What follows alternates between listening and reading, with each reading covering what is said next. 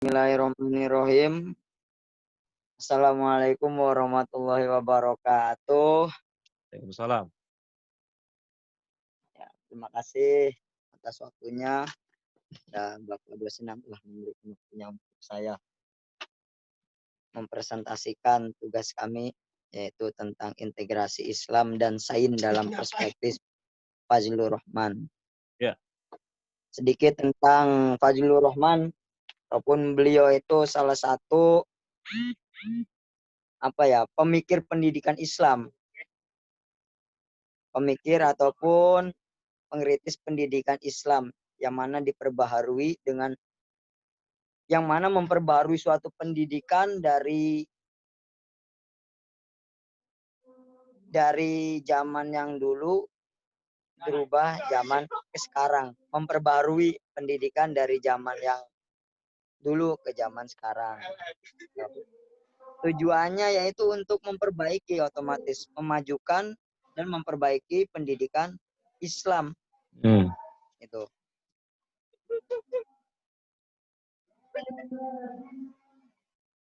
Sedikit. Kemudian menurut Fazlur Rahman, Ya, pemikiran beliau dalam terkait dengan integrasi Islam Sains tawarkan. Pemikiran beliau tentang pendidikan yaitu lupa saya nih. Merubah suatu tatanan ataupun dari makalahnya di bawah pendidikan siapa? Islam secara keukhrawian ataupun keakhiratan bisa menggabungkan pendidikan yang bisa dunia dan bisa akhirat. Itu Pak yang kami pahami tentang pemikiran perspektif dalam. Yang buat makalah siapa, Mas Wirahadi? Yang buat makalah Anissa apa Mas Wirahadi? Anissa. Mas Wirahadi nggak menguasai sama sekali ini. Anissanya mana ini? Iya Pak, sulit Pak memahaminya Pak. Bahasanya bahasa ilmiah. Wih, alasan Pak. Udah baca bolak-balik kok nggak paham-paham. Mana Mbak Anissanya mana? Anissa kemana ya? Anissanya mana yang kirim? Baik teman-teman sekalian. Jangan catat aja sekarang. Ya sampaikan materi sekarang. Ini kalau kayak gini diskusinya mati ini. Percuma nanti. Makalahnya nggak ada. Hidup-hidup nih Pak. Insya Allah saya ingat. Mas Wirahadi ditanya juga bingung ini, percuma. Iya, ya kita maklumi Pak. Baik teman-teman sekalian, saya akan bicara bagaimana kita mau meningkatkan kompetensi. Jadi ketika kita mau meningkatkan kompetensi kita sebagai seorang intelektual muslim, maka ada pola yang harus kita lakukan. Yang pertama, saya menggunakan pola manajemen sepak bola modern teman-teman sekalian. Jadi polanya adalah 1-3-4-3. Ya, 1-3-4-3.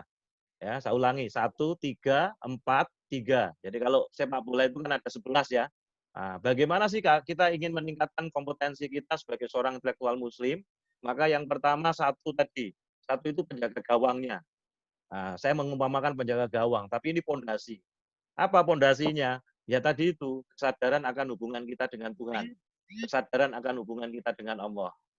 Itu, keyakinan kita bahwa Allah itu menciptakan kita tidak main-main.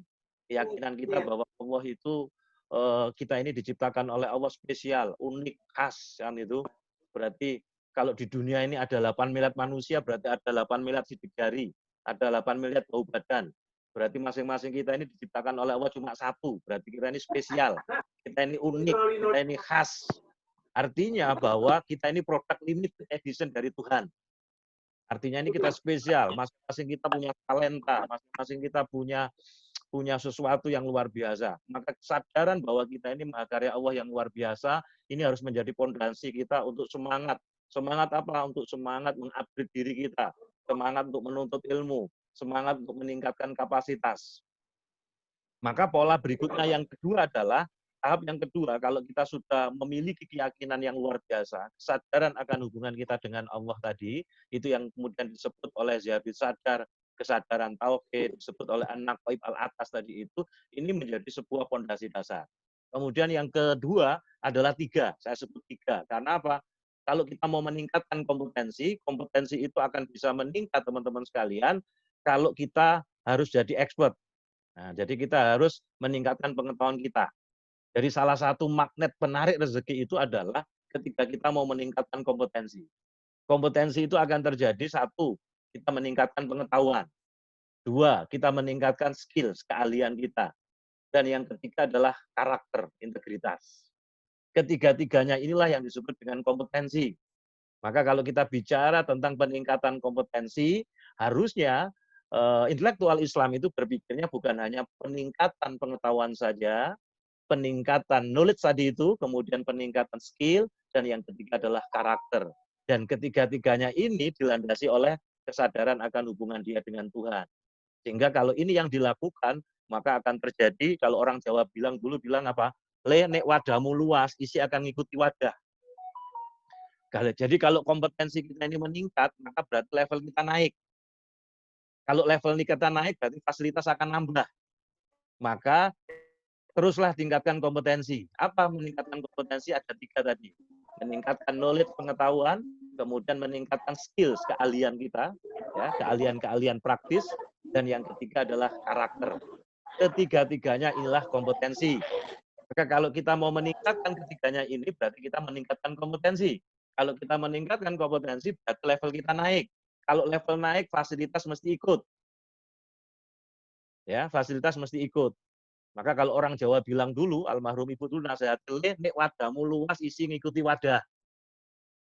Ya sekarang ini banyak orang tidak mau meningkatkan wadah, tapi mintanya ini, itu. Akhirnya yang terjadi menghalalkan segala cara. Dia tidak mau meningkatkan kompetensi. Ya sekolah hanya kuliah, hanya sekedar titip absen dan titip makalah. Ya, yang penting nanti dapat gelar MPTI. Bukan itu tujuannya. Jadi kalau kalian ingin meningkatkan kompetensi, maka kalian harus tingkatkan itu tadi. Jadi landasan yang pertama tadi apa? Kesadaran akan hubungan kita dengan Allah, kemudian kita terdorong untuk mau meningkatkan kompetensi kita, mengupgrade diri kita. Karena kalau kita mengupgrade diri kita, meningkatkan kompetensi kita, maka berarti di dalamnya ada tiga unsur tadi. Unsur yang pertama adalah meningkatkan pengetahuan. Jadi meningkatkan knowledge. Kemudian yang kedua adalah skill, yang ketiga adalah karakter. Jadi kalau dalam ilmu sepak bola ini disebut dengan penjaga gawang. Ya, disebut dengan penjaga gawang. Jadi kalau kita sudah dilandasi keimanan yang kokoh tadi, kemudian kita mau meningkatkan mengupgrade diri, kompetensi kita, maka berarti kita kalau dalam bahasa agama adalah amalnya soleh. Jadi kalau dalam bahasa ilmu manajemen diri, maka lakukan dengan profesional. Nah, untuk bisa melakukan dengan profesional itu tadi butuh kompetensi tadi. Butuh keahlian. Jadi kalau kita ini ahli di bidang apapun, jadi ahli di dalam satu bidang misalnya, karena kita ahli di bidang itu, maka dicari banyak orang apa enggak? Maka itu jadi magnet menarik rezeki. Tapi kalau kemudian kita setengah-setengah, setengah waras, setengah edan, ya siapa yang nyari gitu. Jadi kalau kita punya kompetensi, kalau kita punya keahlian, itu dicari banyak orang sampai nolak-nolak nanti. Ya, nanti setelah nanti Anda dapat gelar MPTI, terus kemudian Anda menekuni satu keahlian, dan itu ahli di bidang itu, Anda akan nolak-nolak. Wah, Bunyai, Umi Rifat diundang, waduh jadwal saya padat ini. Wah, Gus Lutfi. Jadi ketika kompetensi itu sudah kita pegang, dan keahlian itu sudah kita raih, kemudian dilandasi dengan iman, maka sebenarnya itu jadi magnet menarik rezeki. Yang kedua, ada tiga dalam penjaga gawang ini. Jadi yang pertama dalam back, ya, ada back kanan, back tengah, back kiri kalau dalam ilmu sepak bola. Maka yang pertama tadi butuh expert. Kalau dalam bahasa agama namanya kafaah. Jadi kalau kita ahli, kalau kita expert di satu bidang, maka itu jadi magnet menarik rezeki. Yang kedua, ternyata yang namanya profesional tidak hanya butuh keahlian, tetapi dia butuh himmah. Himmah itu apa? Punya etos kerja yang tinggi. Orang kita itu banyak orang yang ahli, tetapi dia tidak punya etos kerja yang tinggi. Nah ini wes babas angin akhirnya. Maka orang yang disebut dengan profesional itu memenuhi tiga, teman-teman sekalian. Dan itulah back kanan, back kiri, back tengah. Kalau kemudian kita sudah menguasai ini, maka sebenarnya rezeki itu akan ngejar-ngejar kita. Karena sebenarnya hakikat rezeki itu datangi kita. Hakikatnya rezeki itu yang ngejar-ngejar kita. Dan kita sebenarnya tidak perlu khawatir, karena ar-rizqu biyadillah. Tetapi bagaimana kemudian kita menjemput rezeki, itulah yang kemudian menjadi menjadi nilai ladang amal soleh kita. Maka jadi ladang amal soleh kita ya di sini. Bagaimana kita mau meningkatkan kompetensi sehingga kemudian jadi expert. Nah, kalau jadi expert akan jadi ahli. Kalau sudah jadi ahli, Anda tidak usah khawatir. Berarti Anda levelnya naik. Kalau levelnya naik, rezeki akan ngejar-ngejar Anda. Orang banyak mencari Anda karena Anda punya keahlian. Yang kedua tadi apa? Butuh himmah. Himmah itu apa? Anda memiliki etos kerja yang tinggi. Anda kerja apapun, misalnya Anda gelarnya banyak, Anda ahli, tapi kalau etos kerjanya tidak tinggi, Anda pikirannya negatif saja, jadi kerja isinya ngerumpi saja, tidak memiliki etos kerja yang tinggi, ya lama-lama dikeluarkan dari lembaga manapun, dari perusahaan manapun. Maka untuk jadi profesional dibutuhkan apa tadi? Ahli, kafaah tadi. Berarti kita harus meningkatkan kompetensi. Yang kedua, kita harus meningkatkan himmah. Apa himmah itu? Etos kerja yang tinggi. Dan yang ketiga, ini mahal sekarang di Indonesia. Apa? Amanah. Ya, banyak orang pintar tapi tidak amanah. Ini amanah sekarang jadi mahal. Ya, ada namanya partai amanah tapi tidak amanah. Yang juga banyak juga. Ini amanahnya jadi mahal sekarang di negeri ini. Jadi inilah yang kita sebut dengan profesional. Jadi jangan ingat-ingat, profesional itu ada tiga. Tidak hanya ahli saja, tetapi dia punya etos kerja yang tinggi. Tidak hanya memiliki kafa'ah, tetapi dia punya himmah, etos kerja yang tinggi. Kemudian yang ketiga adalah amanah. Dan inilah sebenarnya tujuan pendidikan.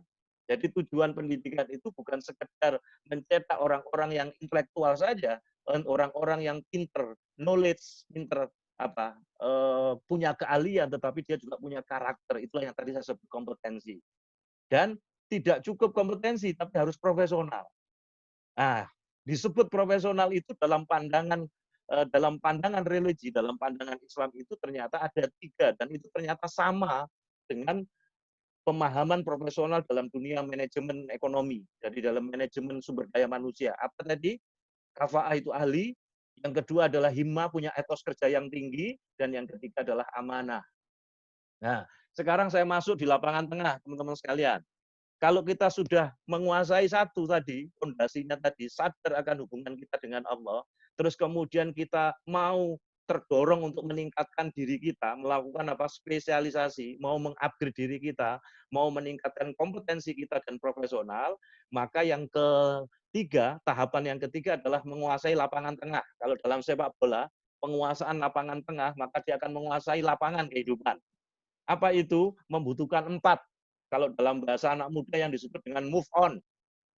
Apa move on itu? Agar kita bisa move on, maka kita harus punya vision. Jadi apa yang saya sampaikan ini sekarang sudah dipakai oleh BUMN, Badan Usaha Milik Negara yang profesional, sekarang memakai ini menjadi corporate culture mereka. Jadi kalau kita ingin bisa menguasai lapangan kehidupan kita, maka kita harus punya on yang pertama, agar bisa move on. Apa? Vision. Jadi kita harus punya visi.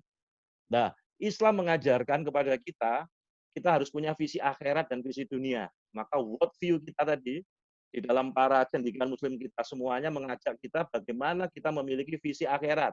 Karena doa kita sudah diajarkan oleh Allah dan Rasulnya, Rabbana atina fid dunya hasanah wa fil akhirati hasanah. Kalau kita baca Al-Fatihah ada maliki yaumiddin. Maka di dalam Islam itu berarti ada visi akhirat dan bagaimana visi dunia ke sana. Saya sudah sampaikan beberapa minggu yang lalu, pesan almarhum ibu itu, nek awak untuk sapi, tali ini mesti katut. Nah, sapi itu apa? Akhirat. Tali itu gambaran dunia. Tapi kalau orientasi kamu dunia, bisa jadi akhiratmu bablas, tidak karu-karuan. Maka kita harus memiliki visi, ya, visi yang kuat. Baik visi akhirat maupun visi dunia. Saya ditanya, apa sih visi itu? Visi itu adalah tujuan jangka panjang kita. Mau kemana? Tujuan akhir kita kemana? Orang hidup itu kalau nggak punya visi, nggak semangat. Benar apa enggak? Dengan kuliah, kalau nggak memiliki visi hidup mau jadi apa, ke arah mana, ya sudah pasti aras-arasen. Apalagi hanya sekedar, alah, kepingin oleh gelar toai. Maka visi itu akan jadi penting. Jadi orang itu kalau nggak punya visi, teman-teman sekalian, kayak itu seperti main sepak bola tapi nggak ada gawangnya. umpan kemana, kasih nomor 7, kasih tendang, oh apa yang terjadi, gol. Oh, enggak punya visi. Maka yang pertama teman-teman sekalian, agar kita bisa menguasai lapangan hidup, dalam kehidupan kita ini berkah, maka kita tidak hanya move on. Yang pertama, move on dengan visi, vision. Yang kedua adalah action. Tidak cukup dengan visi tadi, visi akhirat dan visi dunia, teman-teman sekalian.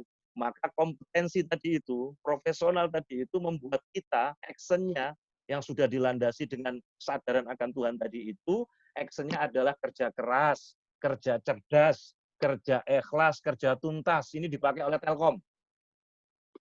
Jadi segala sesuatu untuk meraih itu butuh kerja keras. Saya dalam pelajaran saya katakan, untuk membiasakan sesuatu butuh kerja keras. Tetapi tidak cukup kerja keras saja, tetapi kemudian kerja cerdas. Nah, kalau kerja cerdas sudah melibatkan apa? Akal pikiran. Nah, tidak cukup dengan kerja keras, kerja cerdas teman-teman, tapi kerja ikhlas. Kerja ikhlas itu bukan tidak dibayar teman-teman sekalian, tetapi melibatkan Allah di dalam setiap aktivitas kita. Sehingga setiap ketika kita melakukan itu pertanyaannya Allah ridha atau tidak. Ini benar atau salah? Sehingga itulah yang menyebabkan kita selamat. Maka kemudian kerja keras, actionnya tadi adalah kerja keras, kerja cerdas, kerja ikhlas, kerja tuntas. Nah, di Telkom ditambahi. As yang terakhir apa? Memuaskan. Karena kalau sudah kerja keras, kerja cerdas, kerja ikhlas, kerja tuntas, maka hasil memuaskan. Dan ini semua adalah buah dari profesional tadi. Ini semua adalah buah dari kesadaran akan hubungan dia dengan Tuhan.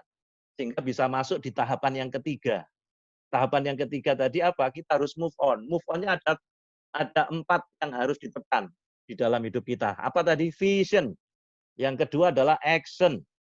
Vision tadi itu apa? Tujuan akhir hidup kita kemana? Jadi kita punya visi yang jelas.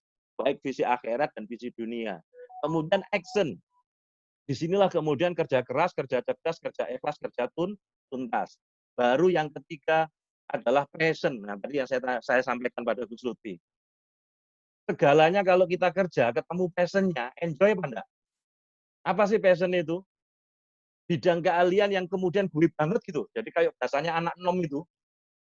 Jadi kita akan menemukan pekerjaan ketika kita ketemu passion-nya. Jadi kalau bekerja ketemu passion-nya, itu akan menikmati. Gimana caranya? Ada 5 pertanyaan teman-teman sekalian. Bidang keahlian apa yang jenengan kuasai hari ini? Misalnya, jenengan kok suwun ngajar, enjoy gitu. Yang kedua, kalau Anda lakukan enjoy, happy, kayak nggak ada beban. Itu yang kedua. Yang ketiga, kalau orang lain melakukan itu betul waktu lama, tapi Anda lakukan dengan cepat, dengan profesional. Yang keempat, sampai lupa waktu. Kalau Anda sudah ketemu 4 ini, itu berarti passion Anda.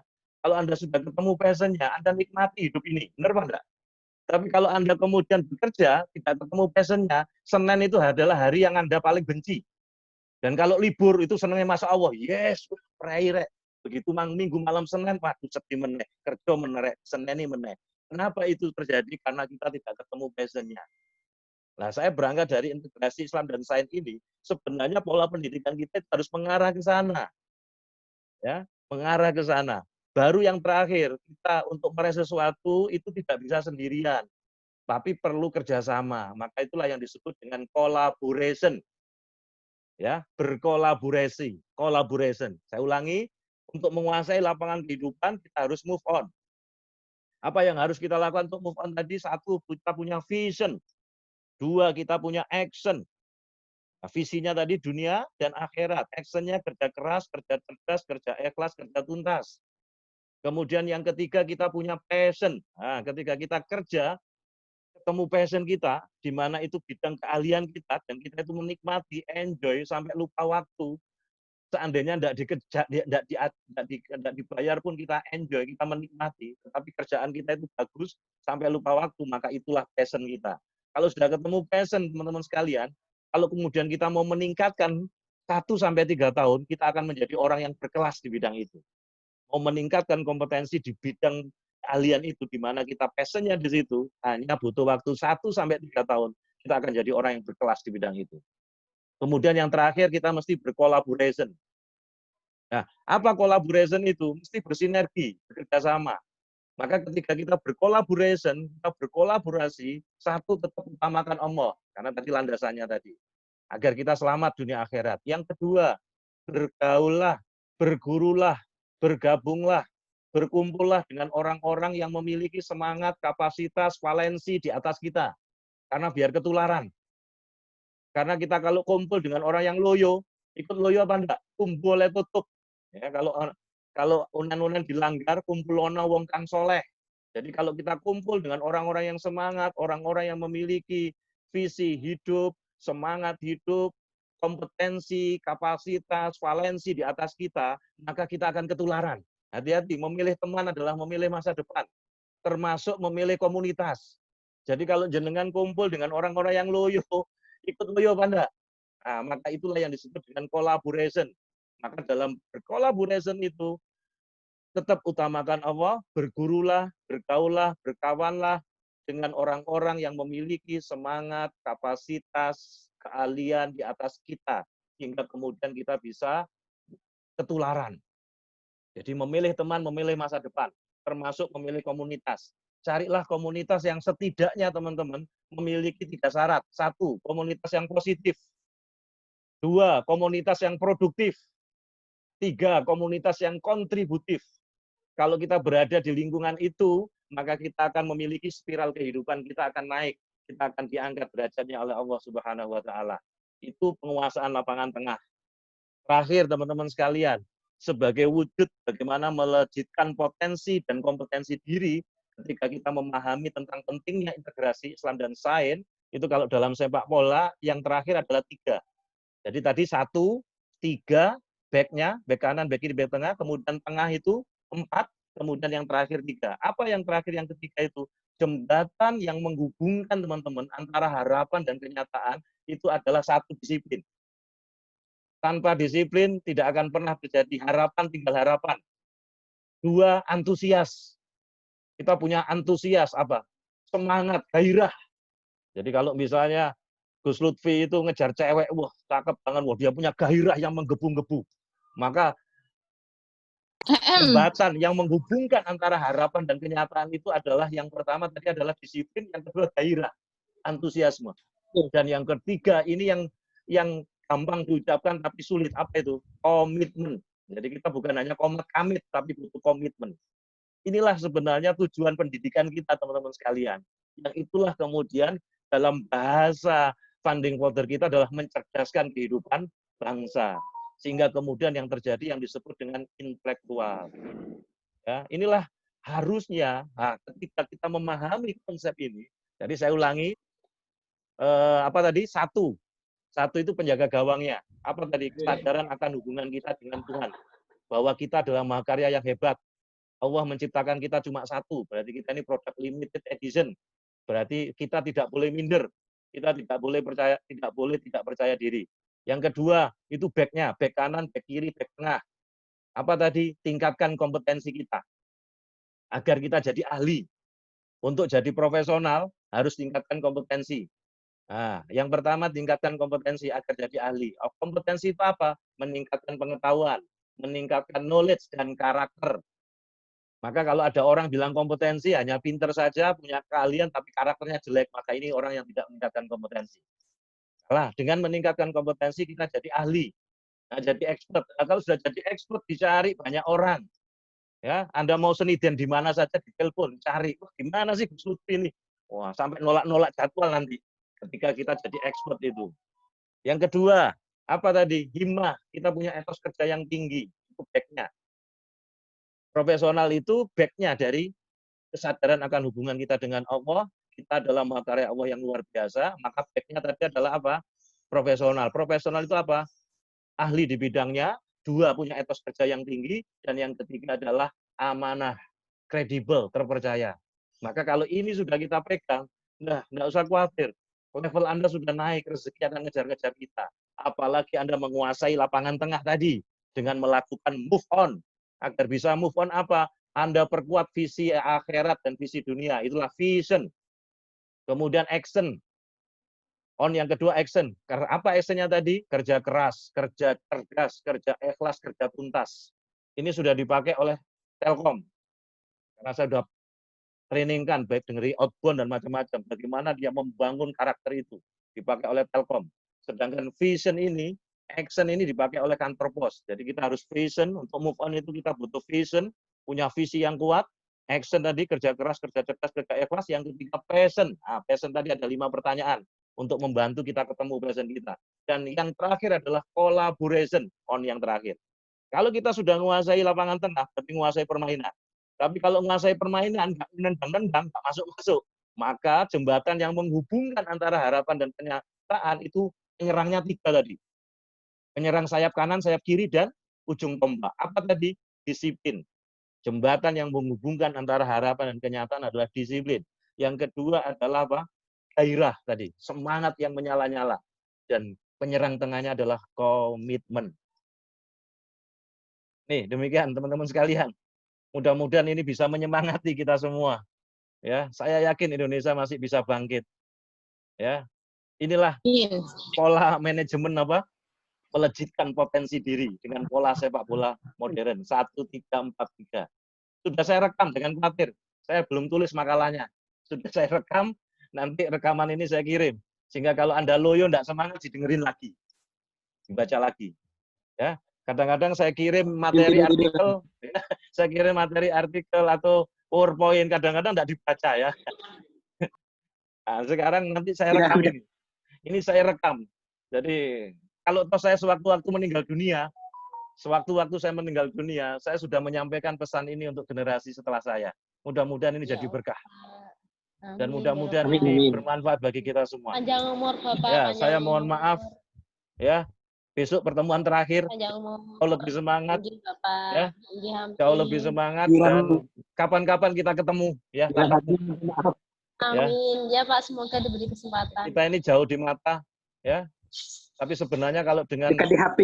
Dan ini kan dengan via Zoom ini sebenarnya kita dekat di hati juga dekat di mata. Kenapa? Saya bisa lihat dengan semua. Sekalipun ada yang fotonya saja. Sukses untuk Anda semua. Saya senang sekali dengan kelas ini. Amin. Ya Rabbal Mudah-mudahan Alamin. berkah ilmu Terima Anda kasih, Bapak. dapat Amin, sesuatu yang ya luar Pak. biasa. Saya mohon maaf. Amin. Assalamualaikum warahmatullahi wabarakatuh. Persis habis Waalaikumsalam warahmatullahi wabarakatuh. absennya lengkap ya namanya karena nanti minggu ini sudah saya skor nilainya.